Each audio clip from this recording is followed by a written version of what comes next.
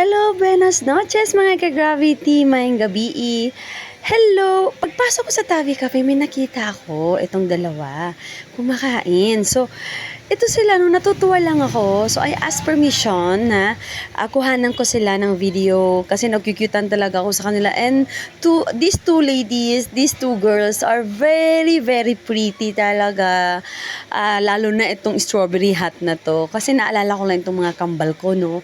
Mahilig din sila talaga sa mga hat, mga cute hat. So, nagkyutan ako kaya kinuhanan ko sila ng video.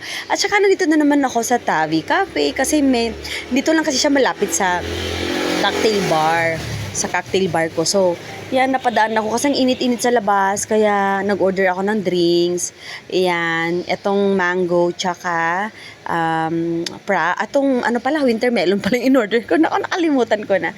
So, yan. So, para lumamig yung medyo kautak-utakan natin kasi ang init nga sa labas. So, ayan, no, itong mga mini strawberry girls, ang cute-cute nila. Kaya, and thank you for allowing me to take videos from you. So, salamat po.